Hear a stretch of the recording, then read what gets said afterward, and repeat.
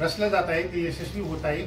आणि म्हणून मग आम्ही विचार केला की हे सगळं सत्तेच्या जोरावर चालू आहे, हे सगळं सत्तेच्या जोरावर चालू आहे। कारण ओबीसीच्या हातात सत्ता नाही। ओबीसीचे जे मंत्री आहेत, आमदार आहेत, खासदार आहेत ते वेगवेगळ्या पक्षांचे गुलाम आहेत। ओबीसी आमदार खासदारांचे कोणी मराठा मालक आहे, कोणी ब्राह्मण मालक आहे, फडणवीस मालक आहेत, पवार मालक आहेत, उद्धव ठाकरे मालक आहेत। आणि या मालकांच्या पलीकडे ओबीसी आमदार खासदार किंवा ओबीसी मंत्री जाऊ शकत नाही, त्यांच्या समोर ते बोलू शकत नाही। भुजबळ साहेबांना एकच परवानगी मिळाली आहे की तुम्ही मोठमोठ्या ओबीसीच्या सभा घ्या आणि तिथं जरांगेला शिव्या देत बसा। आमचं काही म्हणणं नाही, तुम्ही तिकडे जरांगेला शिव्या द्या, आम्ही इकडे खोटी कुणबी प्रमाणपत्र वाटण्याचं काम सुरू ठेवतो। मंत्रिमंडळात बैठकीत छगन भुजबळांना बोलू दिलं जात नाही, विधानसभेत छगन भुजबळांना बोलू दिलं जात नाही, पक्षाच्या बैठकीत तर बोलण्याचा प्रश्नच नाही। भुजबळांना फक्त बोलण्याची परवानगी कुठं? ओबीसीच्या सभेमध्ये। आणि बोला म्हणजे काय बोला, फक्त जरांगेला शिव्या द्या, दुसरं काही करू नका। तर अशा प्रकारचं षडयंत्र महाराष्ट्रामध्ये हे राबवलं जात आहे, ते सत्तेच्या जोरावर राबवलं जात आहे। आणि म्हणून ओबीसी राजकीय आघाडी आम्ही स्थापन केली आणि गेल्या जवळजवळ 4 वर्षापासून आम्ही पूर्ण महाराष्ट्राचे दौरे काढून ओबीसी राजकीय आघाडीचं संघटन आम्ही केलं आणि 2024च्या लोकसभा आणि विधानसभा निवडणुका लढवण्याचा निर्धार आम्ही केलेला आहे। त्याप्रमाणे आम्ही आता माढा लोकसभा मतदारसंघात आलो आहे। आमचे उमेदवार नारायण काडेल यांचा परिचय तुमच्याशी झालेलाच आहे। आता आम्ही वेगवेगळ्या मतदारसंघात जाऊन आमच्या उमेदवारांचा आम्ही प्रचार करणार आहोत। आमची मुख्य मागणी इथं आम्ही लिहिलेली आहे आणि याच्यात पत्रकात पण आहे की खोटी प्रमाणपत्र रद्द करण्याचा कायदा, म्हणजे आमचा एक जरी आमदार, एक जरी खासदार निवडून गेला तर तो आमचा एक खासदार किंवा एक आमदार लोकसभेमध्ये विधानसभेमध्ये विधेयक मांडेल आणि ते विधेयक असेल भारतातली सगळी खोटी प्रमाणपत्र, जात प्रमाणपत्र शोधून काढणे आणि ती रद्द करणे आणि मुख्यतः महाराष्ट्रातली खोटी कुणबी प्रमाणपत्र शोधणे आणि ती रद्द करणे। त्याच्यानंतर जात न्याय जनगणना करून सर्व जातीच्या आणि सर्व धर्मांच्या लोकांना त्यांच्या लोकसंख्येच्या प्रमाणामध्ये त्यांचे हक्क त्यांना मिळवून देणे। त्यानंतर 50% स्त्रियांना सगळ्या क्षेत्रांमध्ये 50% हिस्सा मिळाला पाहिजे, त्यांचा हक्क मिळाला पाहिजे। त्यानंतर रोहिणी आयोगाच्या माध्यमातून मायक्रो ओबीसी जाती ज्या आहेत 12 बलुतेदारमधल्या नावी, धोबी, सुतार, शिंपी ज्यांच्यापर्यंत आरक्षणाचा लाभ जात नाही अशा नावी, धोबी, शिंपी सारख्या मायक्रो जातींना या आरक्षणाचा लाभ मिळावा म्हणून रोहिणी आयोगाची कडक अंमलबजावणी करण्याचा कायदा करण्यासाठी आमचा लोकसभा खासदार प्रयत्न करेल। आणि त्यानंतर शेतकऱ्यांसाठी स्वामीनाथन आयोगाचा अहवाल मंजूर करणे। गेल्या 10 वर्षामध्ये कामगारांच्या विरोधात कायदे मंजूर झालेले आहेत लोकसभेमध्ये, हे सगळे कामगार विरोधी कायदे रद्द करणे आणि अशाच प्रकारची जनहिताची जी काही कामं आहेत ती आमचा खासदार लोकसभेमध्ये निवडून गेल्यानंतर करणार आहे। हे आम्ही या जाहीरनाम्यामध्ये लिहिलेलं आहे, पत्रकार प्रेस नोटमध्ये पण लिहिलेलं आहे, ते आपण पाहावं आणि त्याप्रमाणे आमच्या उमेदवाराला प्रसिद्धी मिळावी ही विनंती। अजून एक महत्त्वाचा मुद्दा सांगतो। तुम्ही तुमचं 1-2 मिनिटं मनोगत करा। महत्त्वाचा मुद्दा असा आहे की गेले 3-4 वर्ष झालं स्थानिक स्वराज्य संस्थाच्या निवडणुका होत नाहीत। मंडल आयोगाच्या निमित्तानं 1993-94 पासून ह्या निवडणुका होत होत्या आणि जे तळागाळातला जो ओबीसी समाज आहे त्या समाजाकडून कुठंतरी सरपंच, सदस्य किंवा पंचायत समिती, जिल्हा परिषद, नगरपालिका, महानगरपालिका इथं सत्ताधारी बनत होता। तर हे जाणून बुजून षडयंत्र तयार करून यांचं हे आरक्षण घालवलेलं आहे आणि 3-4 वर्ष झालं निवडणुका घेत नाहीत। का घेत नाहीत तर जातनिहाय जनगणना नाही म्हणून किंवा त्याची आकडेवारी नाही म्हणून। तर जातनिहाय जनगणना करायला पैसे किती मागितले होते आयोगाने? आपल्या मागासवर्गीय आयोगाने 500 कोटी मागितले होते। आणि आता जो मराठा आयोग जो आहे, जो सुक्रे कमिटी, ते मराठा आयोग आहे, ते मागासवर्गीय आयोग नाहीच, त्यातले मागासवर्गीय आयोगाचे सर्व सदस्यांनी राजीनामा दिलेले आहेत अध्यक्षासहित। तर त्यांनी 360 कोटी रुपये खर्च केलेत फक्त मराठा समाजाचा सर्वे करण्यासाठी आणि तो पण खरा सर्वे नाही की 150 प्रश्न आहेत। 150 प्रश्नाला एका ह्याला जवळजवळ 1.5 तास कमीत कमी ती प्रश्नावली लिहायला लागते तर एका दिवसात 7 ते 8 माणसाच्या वर माणसं होत नाहीत आणि 50-50 माणसं एका माणसानं कशी काय ते सर्वे केला असावं. म्हणजे इतका खोटा सर्वे त्या ठिकाणी केलेला आहे घर बसून, की ज्याचं घर आहे स्लॅबचं आहे तर ती कुणाचं आहे काढाचं असेल हा काय अमकं तमकं, म्हणजे गाडी असेल तर नाही म्हणले हा, ट्रॅक्टर असेल तर नाही म्हणले हा, म्हणजे संपूर्ण हा खोटा सर्वे केलेला आहे. हे सरकार सुद्धा आम्हाला न्याय देत नाही. आज मितीला न्याय आमचा कोर्टात चालू आहे. म्हणजे एकीकडं हे ओबीसी राजकीय आघाडी जी आहे ही राजकीय फ्रंट पण काम करते, न्यायालयीन फ्रंट म्हणून पण काम करते, रस्त्यावरची लढाई पण करते आणि जे आता हे आपले पत्रकार बंधू आहेत त्या पत्रकार बंधूंच्या माध्यमातून सुद्धा बौद्धिक किंवा जो प्रचार प्रसार करायचा आहे त्या पद्धतीने प्रचार प्रसार करून सुद्धा लोकांना प्रबुद्ध करायचं काम सुद्धा ही राजकीय आघाडी करते आहे. तर ह्या राजकीय आघाडीच्या माध्यमातून अनेक प्रश्न आहेत. प्रश्न काय लवकर सुटणारे प्रश्न नाहीत, परंतु हा महत्वाचा मुद्दा आहे की सध्याच्या आरक्षणामुळं एक होतं ती हे आरक्षण मंडळ आयोगाचं आरक्षण स्थानिक स्वराज्य संस्थातलं बंद केलेलं आहे. त्याच्यामध्ये सहकार संस्थांमध्ये आरक्षण होतं ते अजूनपर्यंत लागू केलेलं नाही. सहकारी संस्थेला पैसा सगळा सभासदाचा आणि सरकारचा आहे आणि मालक मात्र हे झालेले आहेत, प्रस्थापित झालेले आहेत. त्यांचे स्वतःचे कारखाने आणि ते स्वतः सगळे खाऊन खाऊन ते कारखाने सुद्धा बुडवायला लागलेत, मोडीत काढायला लागलेत आणि आमच्यासारख्या भंगारात विकायला लागलेत. म्हणजे असे सुद्धा कारखाने मी भरपूर घेतलेत, एक सुद्धा नाही 10-15 कारखाने मी मोडीत घेतलेत. म्हणजे भंगारात आणि तोट्यात घातलेले कारखाने, म्हणजे ते चांगले चालवत सुद्धा नाही. तर ही परिस्थिती महाराष्ट्रामध्ये आहे. तर ही महाराष्ट्रातली परिस्थिती आता बदलली पाहिजे. तर ह्या वेळेला फार मोठा आमचे उमेदवार उभे राहिले नसतील, पण उभे राहत नव्हते त्या ठिकाणी उभे राहायला सुद्धा लागले. या ठिकाणी आता 20, 25, 35 उमेदवार सगळे आहेत. त्यातले ओबीसीचे उमेदवार 25च्या पुढे ओबीसीचे उमेदवार आहेत. ठीक आहे, आता एकी नाही झाली थोडीसे, परंतु होईल. पुढच्या वेळेला विधानसभेला चांगल्या प्रकारे होईल. उभा राहायला शिकले का माणसं परत काहीतरी चांगलं होईल यातून. परंतु मला एकच सांगायचं आहे की आता शेतकऱ्याचे प्रश्न आहेत, पाण्याचा प्रश्न आहे. आता इथं जे आपले आता प्रस्थापित जे आता खासदार म्हणून इथं सगळ्यांची प्रसिद्धी होती मोठ्या प्रमाणात, त्या सगळ्यांनी सांगोल्याचं पाणी पळवलेलं आहे. सांगा तुम्ही पत्रकार बंधूंना, काय खरं खोटं असलं तर सांगा. सगळ्यांनी आपलं 40 वर्षापासून पाणी पळवलेलं आहे. 1932 साली माळशिरसला पाणी आलेलं आहे, बारामतीला पाणी आलेलं आहे, फलटणला पाणी आलेलं आहे. आपल्याकडे पाणी अजूनपर्यंत पूर्ण क्षमतेनं पाणी आपल्याकडे येत नाही, त्याचं आस्तरीकरण करू देत नाहीत. मग अशा लोकांना आपण निवडून द्यायचं का, हा एक प्रश्न आहे. तर त्यासाठी सांगोल तालुक्यात लोकांनी सजग राहिलं पाहिजे. आपल्यावर अन्याय करणाऱ्यालाच आपण निवडून देणार म्हणजे आपल्या पायावर दोंडा टाकून घ्यायचा का आपण, हा प्रश्न आहे. तर यासाठी मतदारांनी सतर्क झालं पाहिजे आणि कोणाला पण द्या, पण प्रस्थापिताला मत देऊ नका, हे माझं आता ठाम मत आहे. कोणाला पण देता आज पर्याय पक्का नसेल या ओबीसी आघाडीकडे, पण उद्याला पक्का आणणार आम्ही, निश्चित आणणार. आणि यासाठी प्रस्थापित आपला जरी असला ओबीसीचा तरी सुद्धा प्रस्थापिताला देऊ नका. जो गोरगरिबाचं काम करेल, शेतकऱ्याचं काम करेल. शेतकऱ्याला आज इथं काय कांदा निर्याती आता बघून 2 दिवसात ही केली नाही तर कांद्याचे पैसे किती लोकांचे झाले असते. एक द्राक्षावरची निर्यात काढली तर गेल्या वेळेला द्राक्षाचा भाव 20 रुपये होता. आज द्राक्षाचा भाव ठोक मध्ये 70 रुपये आहे. किरकोळमध्ये मुंबईला 150 रुपयापर्यंत भाव सांगितला जातो. म्हणजे निर्यात उठवली तर किती. साखरेचा भाव परदेशामध्ये 55 रुपये किलो आहे आणि आपली साखरेचं 40 रुपये किलो विकली जाते. इथॉनॉल बनवू नका सांगतात का, तर साखर स्वस्त करायला निवडणुकीमध्ये, आता ही निवडणूक आहे, पुढची निवडणूक आहे. साखर महाग झाली का शहरी लोक जे आहेत, पांढरपेशी लोक आहेत, विरोधात मतदान करतात. म्हणून हे शेतकऱ्याचं नुकसान. सगळ्यात गव्हाला भाव काय, गव्हाला आता रशियाची मागणी आहे, दुसऱ्या देशाची मागणी आहे. रशियात यावर्षी उत्पादन झालेलं नाहीये, तर तिथं 55 रुपये किलो भाव आहे, तर आपल्या इकडे 30 रुपये किलो, 20 रुपये, 22 रुपये किलो सरकारी भाव आहे. तर हे सगळं सरकारने शेतकऱ्याला मारायचं जे काम केलेलं आहे. सर्वात मोठं इथं पक्ष आहे शेतकरी कामगार पक्ष. तरी हे शेतकरी कामगार पक्ष काय करतो हाच प्रश्न आम्हाला भेटतो की तो सुद्धा प्रस्थापिताला साथ देतो. म्हणजे माझं म्हणणं असं आहे की काय या लोकांनी सुद्धा असं काम करायचं आणि आमच्या म्हणजे ढेकणासारखं सगळ्यांनी वडूनच घ्यायचं का. हा तालुका आपला जो आहे सुजलाम सुफलाम कधी करायचा. पाणी म्हणलं तर पाणी किती आहे भारतात. पाणी पावसाचं पाणी 1,41,000 टीएमसी पाणी आहे.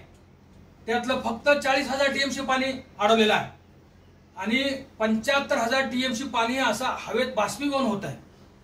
अजून सुद्धा 30-40,000 टीएमसी पाणी अडवता येत आहे.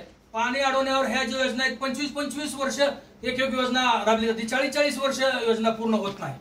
म्हणजे ज्या योजना पूर्ण करायला पाहिजे, ज्याला प्रायोरिटी द्यायला पाहिजे, त्याला दिलेले पैसे कुठं वळवतात, काय करतात. आणि आपला हा दुष्काळी तालुका आहे, 13 तालुके दुष्काळी, हा सगळा जो पट्टा आहे आपला, हा माढा तालुक्याचा जो पट्टा हा दुष्काळीचा आणि अवर्षणग्रस्त आहे, पर्जन्य छायेचा भाग आहे. ह्याच्या भागामध्ये कुठेही मोठा पाऊस पडत नाही. तो पाऊस पश्चिमेला पडतो, त्या पश्चिमेतलं पाणी अडवणं, आपल्याला पाणी आणणं, यासाठी काम करत नाहीत लोक. तर त्यासाठी प्रस्थापिताला पाडा हा पहिल्यांदा आमचा नारा यावेळेला असेल. पुढल्या वेळेला आमची निश्चितपणे यातनंही काय निवडून येतील तरी निवडून नाही आली तर रस्त्यावरची लढाई आहे, न्यायालयीन लढाई आहे. आता जे काय आता ओबीसीच्या विरुद्ध जे आम्हाला न्याय मिळालेला आहे तो हायकोर्टाने न्याय दिलेला आहे. हायकोर्टामधले आमच्या केसेस आता जवळजवळ 4 केसेस माझ्या हायकोर्टामध्ये आहेत आणि त्या 4ही केसेस आपल्या गुणरत्न सदावरती लढतात. तर त्याच्यासाठी अनेक पक्षाला ते काम करू शकतात, पण त्या पक्षाचे लोक एक रुपया सुद्धा द्यायला तयार नाही, कोणी काम करायला तयार नाही. 30-40 ओबीसीचे आमदार आहेत, ते काम करायला तयार नाही. तर हेच मला पुन्हा पत्रकार बंधूला सांगायचं आहे की या गावामध्ये, या तालुक्यामध्ये, या मतदारसंघामध्ये जनजागृती झाली पाहिजे आणि अशा उमेदवाराला तुम्ही निवडून द्या की त्या उमेदवाराने आपली प्रगती केली पाहिजे. एवढंच माझं म्हणणं आहे, ह्याच्यापेक्षा जास्त काय नाही. त्यासाठी शेतकऱ्याला वीज, पाणी, खते, बी बियाणे मोफत द्यायचे आणि जर आरक्षणाचा प्रश्न सोडवायचा असेल तर महत्वाचा प्रश्न जो शिक्षणाचा प्रश्न आहे तो केजी ते पीजी शिक्षणच मोफत करा. त्यामुळे पुन्हा आरक्षणाचा प्रश्नच येणार नाही. आणि त्याच्यानंतर आणखी एक जो प्रश्न आहे तो प्रश्न महत्वाचा, जो हमी भाव आहे तो हमी भाव शेतकऱ्याला चांगला द्या आणि त्याची जर प्रगती झाली तर तो आरक्षण मागणार नाही. त्याच्यानंतर जो आपला माणूस आजारी पडतो तर सगळे जे डॉक्टर आहेत, सगळे जे दवाखाने आहेत त्यांचं राष्ट्रीयकरण करा. जसं बँकेचं राष्ट्रीयकरण केलंय तसं राष्ट्रीयकरण करा आणि सगळ्याला मोफत उपचार करा, सगळ्या मोफत आरोग्य उपचार द्या.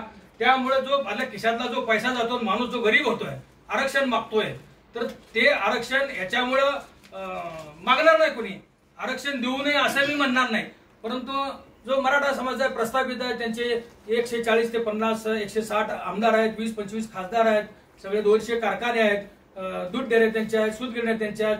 महाराष्ट्रामध्ये सगळं म्हणजे सत्ताधारी तेच आहेत. सत्ताधारीच ते मागत असतील, जर सत्ताधारीच राजाच जर भीक मागत असेल तर प्रजेने काय करायचं, हा प्रश्न आज आपल्या पुढं फार मोठा आहे.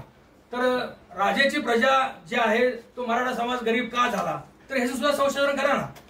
त्याच्यातल्या आत्महत्या का होतात ते आता दाखवलं, सुप्रीम समितीने ते आत्महत्या दाखवल्या. तर आत्महत्या करण्याचं कारण हे गरिबीच आहे, गरिबी श्रीमंतीचं आहे. आणि हे जे आरक्षण आहे हे गरिबी श्रीमंतीचं नाही किंवा गरिबी हटावचा कार्यक्रम नाही. आरक्षण हे प्रतिनिधित्व आहे. हे प्रतिनिधित्व अजून पूर्णपणे आपल्याला मंडल आयोगाचं जे प्रतिनिधित्व आहे ते आपली लोकसंख्या आहे ती जनगणना न झाल्यामुळे आपल्याला पूर्णपणे मिळत नाही. 3% पासून 10% पर्यंत मिळते, 27% सुद्धा पूर्णपणे मिळत नाही. म्हणून जनगणना झाली पाहिजे आणि जनगणना जो पक्ष करणार नाही त्या पक्षाला कधीच आपला ओबीसी मतदान करणार नाही, हा आमचा ठराव झालेला. त्यासाठी आम्ही 2 वर्ष झालं जनजागृती करतोय आणि पुढे करत राहणार आहे. आणि आता काही पक्ष त्याच्यामध्ये आलेत की आता म्हणजे ज्या जाहीरनाम्यामध्ये आले किंवा आम्ही जनगणना करू, पण त्यांनी आता काय सौचिवे खाके काय ते आहे मग ते आता काय पुढे म्हणत नाही. त्यांनी आता जनगणना करायचा कार्यक्रम पुढे राबवलेला आहे. स्वातंत्र्याच्या पहिल्या दिवशी, स्वातंत्र्य मिळाल्यानंतर 15 ऑगस्ट 1947च्या दुसऱ्या दिवशी कायदा केलेला जनगणना बंद केलेली आहे, ही काँग्रेस पक्षाने केलेली आहे. त्याची पापं आता ती फेडायला लागलेत, त्यांचं सरकार गेल्यामुळं आता ते कुठं म्हणतात आम्ही जनगणना करू. तर उशिरा का व्हायला करायची इच्छा असेल तर करू द्या ना, सगळ्यांनी करू द्या, आम्ही त्यांचं सगळ्यांचं समर्थन करू. परंतु त्यांनी जनहिताचे कार्यक्रम केले पाहिजेत, एवढंच मी सांगतो. धन्यवाद. सर, तुमचा विरोध हा मराठा आरक्षणाला आहे की ओबीसी मधून मराठ्यांना आरक्षण मिळते याला आहे? आमचा मराठा आरक्षणाला विरोध नाही, परंतु मराठा हा मागासवर्गीय ठरत नाही, त्यामुळे त्यांना आरक्षण मिळत नाही, ते बेकायदेशीर ठरत आहे. पण यामध्ये मराठा समाजाची काय चूक आहे? त्यांनी असं म्हटलेलं नाही की आम्हाला ओबीसी मधून द्या, ते फक्त आरक्षण मागताय. जरांग्याची भाषणं आहे का? त्यांना ओबीसीतूनच पाहिजे. ओबीसीतून आलं का आमचा एकही माणूस, आता तुम्ही सांगा नगर जिल्ह्यात करा, नगर जिल्ह्यामध्ये जिल्हा परिषदला एकही माणूस निवडून येत नाही. नगर जिल्ह्यामध्ये तसंच सोलापूर जिल्ह्यामध्ये 30% होणार आहे. बबनदादाचा मुलगा हा सभापती झाला, तो काय ही आहे का? कुणबी आहे का? तो मराठा आहे, प्युअर मराठा. आणि हे प्युअर मराठा सुद्धा कुणबी या पश्चिम महाराष्ट्रात अजिबात नाही. कुणबी फक्त कोकणात आहे, कोकणातला कुणबी अनटचेबल आहे. राणे साहेबांना विचारा. मराठा समाजामध्ये काही लोक मागास आहेत म्हणजे आर्थिक दृष्ट्या, तर त्यांचा विचार आर्थिकदृष्ट्या हा वेगळा आहे. त्यासाठी तुम्हाला SECC मधून तुम्हाला हे कुठला EWS आरक्षण दिलं ते घ्या ना तुम्ही. 10% आरक्षण दिले. ह्याच्यामध्ये गल्लत होते. समाज जास्त आहे 10% आरक्षणामध्ये. तुम्ही 25% घ्या, 50% घ्या, 100% घ्या, आम्हाला काय घेणं नाही. हा मागासवर्गीयाचा भाग नाही आणि गरिबी हटवायचा कार्यक्रम नाही मागासवर्गीयामध्ये आरक्षण घेण्याचा. हा महत्वाचा मुद्दा आहे. कायदेशीर मुद्दे त्यांना कळत नाहीत, उगा बेकायदेशीर काय पण मागण्या करतात, हे बरोबर नाही. उमेदवार 2 मिनिटं उमेदवार उमेदवाराला थोडं तुम्ही म्हणजे शिका. भारत देश हा माझं असं मत होतं, तुम्ही हे जे तुम्ही हे सगळं सांगताय ना, नाव सांगा, उमेदवारी सांगा. मी प्राध्यापक नारायण तालुका काळे, माढा लोकसभा मतदारसंघामध्ये मी ओबीसी राजकीय आघाडी पुरस्कृत उमेदवार आहे आणि या ठिकाणी पत्रकार परिषदेमध्ये मी माझं मनोमत व्यक्त करतो. आणि आपण पत्रकार आहात, त्याचबरोबर आपण या देशाचे नागरिक सुद्धा आहात. भारत देश हा खंडप्राय भारत देश नैसर्गिक साधन संपत्तीनं एवढा प्रचंड संपन्न असून सुद्धा या देशातील 85 ते 90% लोक हे डिप्रायव्ड आहेत, वंचित आहेत. त्यांना जीवन फार मुश्किलीनं असं कष्टानं जीवन जगावं लागतं. याचं कारण असं आहे की या देशामध्ये 10 ते 12% लोक, मग ते जात वर्ण वर्चस्ववादी आहेत, भांडवलदार आहेत आणि सरंजामदार लोक आहेत. सरंजामदार लोक हे लोक या देशातील 85 ते 90% लोकांना हे वंचित ठेवत आहेत आणि ही अशा प्रकारची त्यांनी सोशिओ कल्चरल पॉलिटिकल आणि इकॉनॉमिक ही सिस्टीम त्यांनी मजबूत केलेली आहे. त्याच्यामध्ये जाती व्यवस्था आहे आणि त्याचबरोबर जात व्यवस्था, मनोवाद आहे आणि याच्यामुळं हे एवढे लोक वंचित राहिलेले आहेत. 80 ते 85% लोक आणि आम्ही हे 85 ते 90% लोकांचं आम्ही प्रतिनिधित्व करतोय. आम्ही फक्त ओबीसी जरी म्हटलं तर या ओबीसी मध्ये ओबीसी, VJNT, SC, ST आणि मायनॉरिटीज हे सर्व याच्यामध्ये अंतर्भूत आहेत. आणि जो ओपन मध्ये जरी गरीब असला तरी त्याला आर्थिक प्रगती करण्यासाठी एक EWS इकॉनॉमिकली बॅकवर्ड क्लास वगैरे असं त्याचं त्यांना ते आरक्षण दिलेलं आहे. आणि तरी सुद्धा जे शैक्षणिक दृष्ट्या, जे सामाजिक दृष्ट्या मागासलेले आहेत, SC, ST, मायनॉरिटीज आणि ओबीसी, त्यामधून ते आरक्षण मागतायत. याचा अर्थ असा आहे की त्यांना या लोकांना राजकीय दृष्ट्या वरती येऊ द्यायचं नाही आणि पूर्वीचं जे त्यांच्यावरती थोपवलं गेलेलं आहे शूद्रातिशूद्र हे सामाजिक आणि सांस्कृतिक स्थान पुन्हा त्यांना त्याच्यामध्ये त्याला नेऊन ठेवायचं आहे. याच्यासाठी हे आरक्षण मागतायत आणि या लोकांचं उन्नयन करण्यासाठी 85% 90% लोकांच्या उन्नयनासाठी आम्ही काही आमच्याकडे अजेंडा आहे आणि तो अजेंडा आम्ही या ठिकाणी आपल्याला डिस्ट्रीब्यूट करतोय.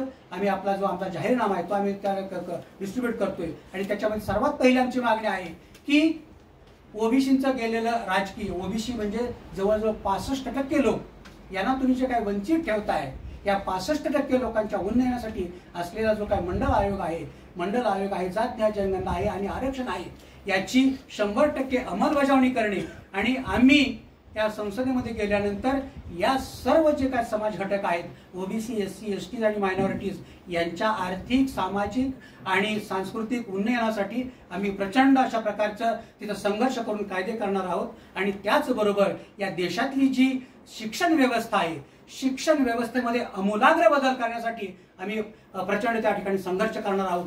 या ठिकाणी आमच्याकडे जी शिक्षण पद्धत आहे फक्त कुठंतरी तात्पुरतं व्यावसायिक शिक्षण दिलं जातं आणि मग उरलेलं शिक्षण तुमचं ते धार्मिक, सांस्कृतिक अशाच प्रकारचं शिक्षण आहे. आमच्या देशामध्ये फक्त अंधश्रद्धा, परत धर्म, हिंदुत्ववाद अशा प्रकारच्या काहीतरी गोष्टी केल्या जातात आणि या देशामध्ये असलेले जे विवेकवादी, या देशामध्ये असलेलं जे काही बुद्धिप्रामाण्यवादी शिक्षण, या ठिकाणी असलेले काही सामाजिक, राजकीय शिक्षण आणि हे काही जे सोशिओ कल्चरलची आणि पॉलिटिकल लिटरसी आहे ही पूर्णपणे या ठिकाणी निग्लेक्ट केलेली आहे. याचं कारणच की या ठिकाणचा 85 ते 90% हा जो काय समाज आहे हा शिकून सांस्कृतिक, राजकीय, सामाजिक दृष्ट्या हा शिकून म्हणजे एक लिटरसी घेऊन तो पुन्हा होऊ नये आणि जर तसा जर झाला तर या प्रस्थापिताला तो विरोध करेल म्हणून त्यांचं हे षडयंत्र आहे. तर या सर्व षडयंत्रावरती एक उपाय म्हणून आम्ही स्वतंत्रपणे आमचं 85% लोकांचं स्वतंत्रपणे सामाजिक, राजकीय, सांस्कृतिक अस्तित्व निर्माण करण्याचा या ओबीसी राजकीय आघाडीच्या मार्फत आम्ही प्रयत्न करत आहोत. आणि या लोकांच्या मध्ये 85-90% लोकांच्या मध्ये काही जे दलाल आहेत, की जे दलाल प्रस्थापितांना मिळालेले असतात, ह्या दलालांचं षडयंत्र सुद्धा हाणून पाडण्यासाठी आम्ही जी काही सर्वसामान्य जनता आहे त्यांना जागृत करण्याचा प्रयत्न करत आहोत. आणि ते एकदा का जर जागृत झाले तर या दलालांचं काय चालणार नाही, आणि हे काही 10-12% लोक आहेत त्यांचंही काय चालणार नाही. आणि लोक जे काही खरोखर प्रामाणिक, कार्यक्षम असणाऱ्या लोकांना निवडून देतील, त्याची संसदेमध्ये सत्ता येईल, संसदेमध्ये येईल, प्रत्येक राज्यामध्ये सत्ता येईल आणि प्रत्येकाला न्याय मिळेल, अशा प्रकारचा आमचा प्रयत्न आहे. आणि आपल्या माध्यमातून मी आपल्याला आवाहन करतो आणि या मतदारांना, जनतेला एक विनंती करतो की एक उच्च विद्याविभूषित असलेला, एक प्रकारचे ठराविक विचारधारा घेऊन पुढे जाणारा, कार्यक्षम आणि प्रामाणिक प्राध्यापक असलेल्या उमेदवाराला आपण निवडून द्यावं. आणि निवडून दिल्यानंतर काय ते संसदेमध्ये जाऊन तो फरक करू शकतो याचा आपण अनुभव घ्यावा, असं मी आपल्याला आवाहन करतो. जय भारत, जय संविधान, जय भीम, जय ज्योती. प्रश्न विचारा. प्रश्न विचारा. तुम्ही पत्रकार परिषद वेगळी आणि तुमचं प्रचार यंत्रणा वेगळी. तुम्ही हे जे सगळं सांगताय ते तुम्ही प्रचारात सांगायला पाहिजे. आणि हे ऐका मी हे जे सगळं सांगताय ना, हे पत्रकारांपुरतं मर्यादित. आम्हालाही मर्यादा असतात, काय छापायचं, किती छापायचं. इलेक्शनमध्ये आचारसंहिता राहते. हे जे तुम्ही सगळं आता सांगितलं हे प्रचारातला भाग आहे. एक मोठी सभा घ्या आणि तुम्ही आता जे सांगितलं ते जरांगेबद्दल तुम्ही जे आता जे बोलले ना, हे सगळं जे आहे ते आम्हाला सांगितलं ठीक आहे, पण प्रचार सभेतनं आलं पाहिजे ना. आम्हाला कळलं तुम्ही बोलाल, पण ते जनतेला कळायला पाहिजे ना, ज्यांना काय गरज. आमची प्रचार पत्रक घरोघरी जात आहे. जाहीर सभा ही घेतलीच पाहिजे असं काही नाही. याच्यापूर्वी आमच्या अनेक सभा झालेल्या आहेत. त्यामुळे निवडणुकीच्या काळामध्ये जाहीर सभा घेणं आम्हाला अशक्य आहे. खर्चिक बाब असते. उमेदवार तर कळले पाहिजेत ना, किमान हे उमेदवार घरोघर पत्र केलं ते कळतं ना. आणि तुम्ही कशासाठी आहे? आम्ही काय आम्हाला आचारसंहिता म्हणलं की आचारसंहितेमध्ये पत्रक छापून असं कुठे आहे? उमेदवार म्हणून उभा राहणार तुम्ही, आम्हाला काम लावणार. तुमचं कामच आहे ते. तुमचं कामच आहे ते. पत्रकार म्हणून काही कशासाठी करणार? तुमचा प्रचार नाहीये. तुमचं काम नसलं तर तुम्हाला कामामध्ये तुम्ही काही बोलायला छापणार का? तुम्हाला जे योग्य वाटेल ते छापा. एडिट करा, योग्य तर असं काही. याच्यात काय आहे ते सांगा. सर, याच्यामध्ये काय आहे असं तुम्ही अयोग्य ऐका तुम्ही छापायचं काय किंवा काय तुम्ही ठरवा. ते तुमचं स्वातंत्र्य, काय छापायचं तुम्ही ठरवा. पण आम्ही याबाबत एक तुम्ही जाहीर सभा घ्यायचा होता. काही गरज नाही आम्हाला सभा घ्यायची.